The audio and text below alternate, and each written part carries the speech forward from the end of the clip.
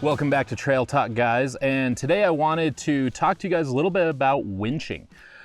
The idea of this is I want to try to cover very basic operations of the winch, and anybody who's looking at getting a winch or maybe has bought a winch but they might be a little intimidated on where to start or what to do with it. And so let's discuss winching, but first let's go over the basic tools and rigging you will want to have with your winch. All of this came out of this bag with the exception of the controller. What I really like to do with the controllers, for one, I really prefer a corded controller over a wireless controller, just one less battery or connection you have to worry about. You know, a corded controller is always ready to go all the times. Also, it's very easy to want to put this in your recovery bag or put this in a back drawer of your pickup bed or your SUV. The issue with that I find is that if you are bogged down in certain situations, you may not be able to open your tailgate or get into the back of your vehicle for some reason. So I always recommend having this in the cab where you can reach it with inside the vehicle. So glove box, center console, door pocket. We usually keep ours in our door pockets. That way, no matter what situation you're in, if you're in the vehicle, you can get to your winch controller. So everything else in here usually comes in a recovery bag, but that would be the other thing to get with your winch if you just purchased a winch, is a good winch recovery kit. Generally in a recovery kit, you're gonna find a few variances. This is kind of one that we put together with pieces we had laying around, but most of the stuff will be in there. Starting over here, this is a weight for the line. Now, this is a dedicated one designed for weighing down your winch line under heavy pulls or any pull you're doing, no matter what kind of line you have. You should always have some sort of weight on it. If you don't have one of these, you can use this bag or a backpack or a jacket. I mean, anything can be improvised. The idea is you just want to put some sort of weight on the winch line in case there was some sort of failure in your system. It's going to push that line down versus having it fling back. Next up are tree saver straps. The idea of a tree saver strap is it's a short, basically a short, non-stretching, non-kinetic strap of some sort. This is a heavy-duty one from Warren that has metal ends on it. Usually it's a good idea to eliminate as much metal as you can. So this is another tree saver strap that just has two loops on the end, no metal. These are very useful to hook up a winch to a tree, which we'll demonstrate in a second, or for different rigging options. Over here we have soft shackles and we have screw pin bow shackles. Metal shackles have their own place. Soft shackles have their own place. They are both very useful. These do not replace these, and I'll show you some situations where you'd want to use a screw pin bow shackle versus a soft shackle and vice versa. When you can, soft shackles are great because it's one less piece of metal in your system that you're pulling on. But there's situations where you have a sharp edge or sharp radius that you don't want to use these, where you'd rather have these. Going over here are what's called pulley blocks. Some call them snatch blocks. And the idea of these is it allows you to have more variances in your rigging. So what you can do with these is run your winch line out and then back to yourself to double the pull power, or redirect your winch line using this. And there's two versions here. With this one, it has a nice smooth radius, which will work with soft shackles or screw pin bow shackles. With this one being older, you'll notice it's got a very sharp edge on the metal. If you put a soft shackle in there, chances are it's gonna start to cut into the soft shackle rather quickly, and it could actually cut through it. So that's when you would wanna use a metal screw pin bow shackle for rigging this, but we'll demonstrate all that in a sec. Probably the most important thing to have in the kit is just a good pair of gloves. Anytime you're around winching, you always want to have gloves on just for safety. So that's a quick overview of basic tools and rigging options that you want to have with your winch. Now let's show you guys the operation of the winch itself and show you guys some simple rigging that you can use to get yourself unstuck.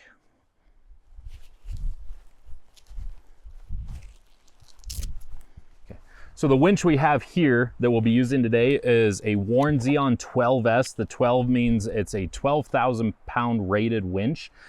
They come in all sorts of variances from 8,000 to 10,000 to 12,000 are the general like common sizes. Something to keep in mind when you're looking at a winch is the rating is only when the line on the drum is on its last layer of that drum. So this winch, even though it's 12,000 pounds, its 12,000 pound pulling capacity is only when that layer is on the last layer. Once it starts to stack, because of the stacking of the line, that drum has to pull that line further around so it loses its pound rating. So just keep that in mind. If you are in a very stuck situation, the idea would be try to get that line further out on the drum. So on most winches, there's going to be a clutch lever, which on this one is right up in here, which is what allows you to disengage the transmission, for lack of a better term, on the winch to allow you to pull the line out for when you're hooking on or rigging. You don't want to run the winch just to pull line out. It's just a lot of wear and use on the winch and your electrical system when you can just free spool it by hand. So the clutch lever is what you use to engage and disengage for that. Then you have your electric motor over here that runs the entire operation of the winch. And then you have a brain, which in our case, the brain has been relocated up to here to be able to allow easier access for plugging in your remote.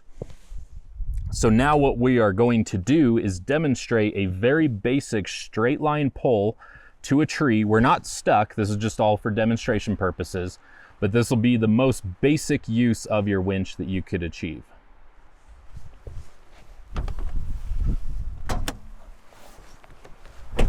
The other thing I'd like to note really quick is that probably the best thing you can do when you get your winch is to use it and practice with it.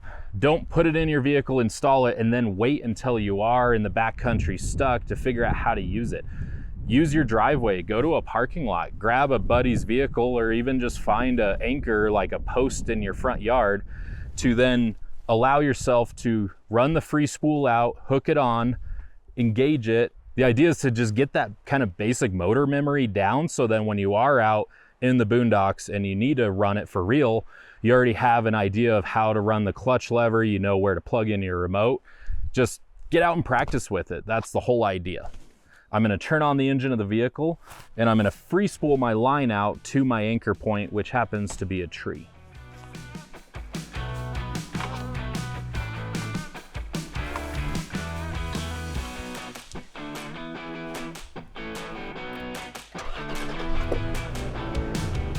All right, so engine running. I'm gonna reach down here and disengage the clutch lever, which will allow me to pull the line freely out to my anchor point.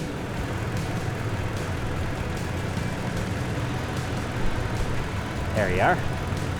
Okay.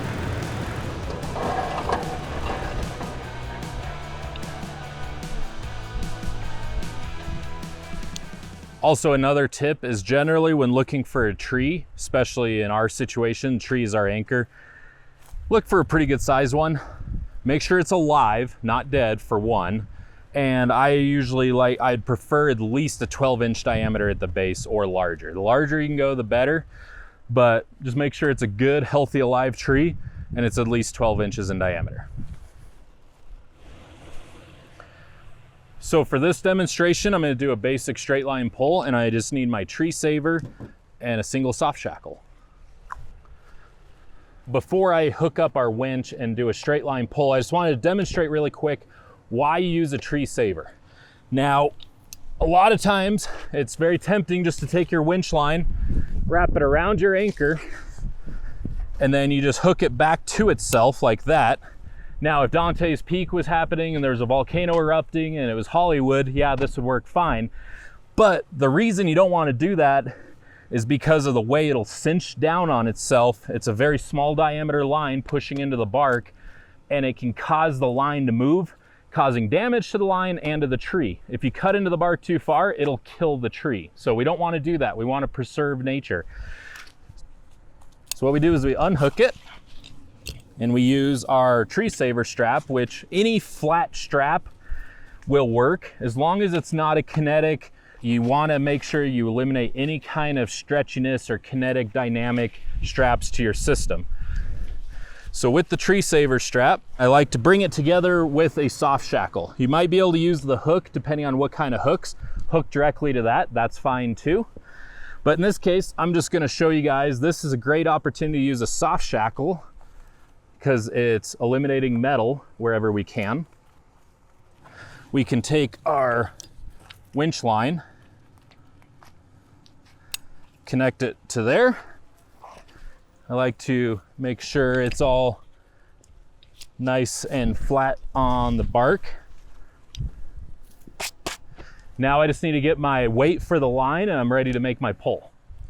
Another quick tip when you're working around winch line is it's always best practice if you're gonna step over the line to step on it to go over it versus stepping across it like this. For obvious reasons, if suddenly something happened and this became tight when I was stepping on it, it would hurt.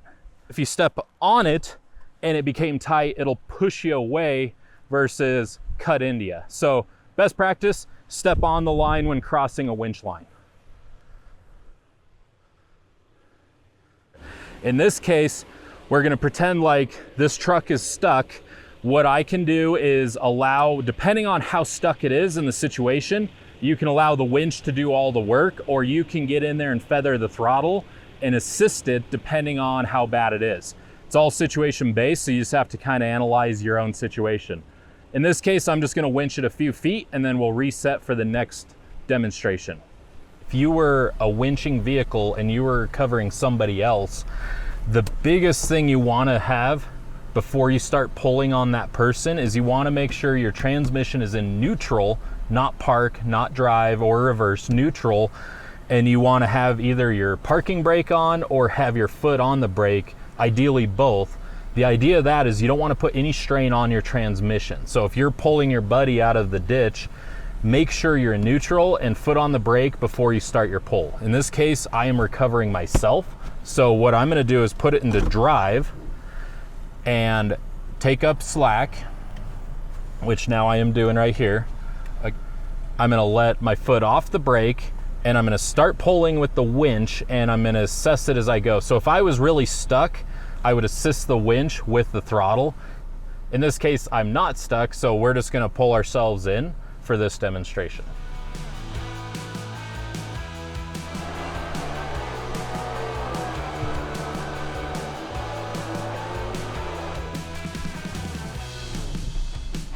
That's all it takes. So just doing that in your driveway or a parking lot with a buddy's vehicle will help you a lot learn just basic operation of your winch. That is a simple single line pull to a tree for an anchor. Now let's assume in this situation that either the winch is underpowered or you're really stuck and you need to double your line pull. Now remember when I said earlier that the weight rating of the winch is only when it's on its lowest layer? So that means the more line you get out, the more pulling power you can get from your winch. So we're gonna have a double whammy here. We're gonna run this line to our tree saver through a pulley block back to itself. And what that's gonna do is get more line out, increasing pulling power, and it's gonna double whatever that pulling power is to allow us to get a lot more oomph from the truck. So now I need to pull out a lot more line, double what I had out before. So I'm gonna grab my winch line here and take my pulley block. I'm gonna put the winch line in the pulley block, close it. You gotta do that before. I'm gonna put my soft shackle through here.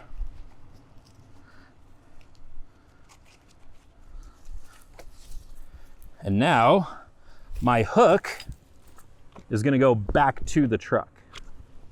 In this case, this is a good example of where you can't use a soft shackle and you want to use a screw pin bow shackle. These attachment points have a really sharp edge on them. A lot of bumpers now are starting to radius those edges to accept soft shackles, which is great. But in this case, I need to put a screw pin bow shackle into here to be able to connect our winch line. So very simple. You just unscrew the bolt, put it up, and when you tighten it down, you want to go until it stops, and then you back it off about a quarter or half a turn. The idea of that is once you start pulling and binding, it's not going to tighten so bad that you won't be able to get it off. So back it off a half a turn, and then it'll stay loose. When you're hooking up a hook, always hook the hook facing up. If you have it facing down, if there was a failure or something, that would project up So with the hook facing up, if it were to fail, it'll just go down into the dirt. We are ready for a double line pull. And again, we are doubling our pulling capacity. It's gonna be half as slow, but it's gonna pull twice as hard.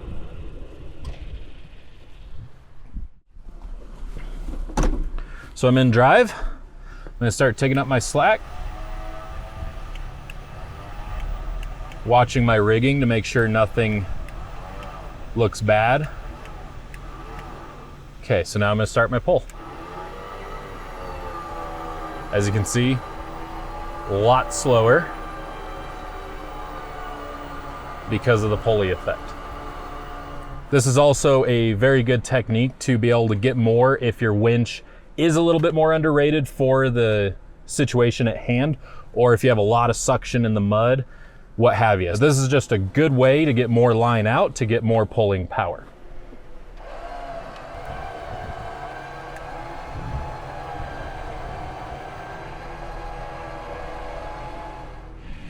So now that we've done a double line back to ourself, I'm going to show one other example for a basic way to use a pulley block. The other thing I'd like to note, once you get into this kind of pulling, is chances are you're pulling pretty hard, or you're really stuck, or if you're doing any kind of extended winching, it's a good idea to take breaks, let the winch cool off. General rule of thumb, if you're doing a 30-second, which is a long pull, but 30 seconds on, take at least 30 seconds to a minute, let it rest, sit there, let the alternator and battery catch up a little bit. If it's at night, it's tempting to turn on all the light bars. That taxes your alternator as well. So turn off your light bars if you can, just run your headlights. But you want to put all of the electrical capacity towards the operation of the winch if you can. In this example, we are going to show the idea of using a pulley block to redirect your winch line if you're going to be recovering somebody else, or if you're at a really weird angle. When you can, it's best to have your winch line going as straight into the drum as possible.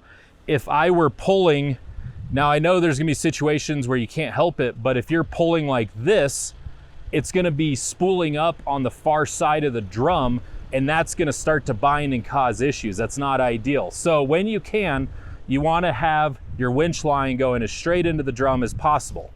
Now let's say, hypothetically speaking, right here, your buddy slid sideways off the road. I can't point the front of my winch to him because, for one, it might be a weird angle, or I'm gonna be pulling him sideways off the road even further. So the idea is I'll be pointed straight. I have my anchor already set up here. And now what I'm able to do is I can use the tree as my anchor, and I can pull him back up onto the road where I'm at, and I'm not pulling on the winch at a weird angle on the drum. This is another example of using a pulley block to get somebody else unstuck, or to get somebody at a weird angle back onto the road. So anytime you are doing any kind of pulley block, redirecting your winch line, as you can see, we have a triangle shape here, and we like to call that the triangle of death. The idea behind the triangle of death is if that rigging failed at the tree, this line is now gonna shoot that way. You wanna make sure everybody is out of this triangle shape. And general rule of thumb is you wanna have whatever length of line you have out, you wanna probably double that. And any bystanders, anybody that's out and about looking at the recovery or spotting the recovery, needs to be at least double your rigging length away from it when you start your pulling. So there's a lot of uses for a pulley block, and that's why those are included in most any winch kit out there. And if it's not, get at least one pulley block, and then once you get more advanced with your rigging, you can add more to it. But that's another example of using a pulley block at a weird angle. Well guys, we're gonna unrig our winch and head back down the trail, but just wanted to do a quick recap on the basic winching. Big things to remember: read your owner's manual, whatever winch you get, watch any kind of videos you can. You can't absorb too much information. Go into a parking lot, your driveway, and practice with it. Don't wait till you're out in the field and stuck to learn how to use it. The big thing to remember though is in any kind of recovery, I'll say it over and over again, just slow down, take a breath, assess the situation. It can be stressful for some, for others it's a lot of fun because you're learning new skills, but just make sure to slow down, make sure everything is as safe as you can make it for your recovery. Well, that does it for this trail talk, guys. We'll see you guys on the next one, and we'll see you on the trail.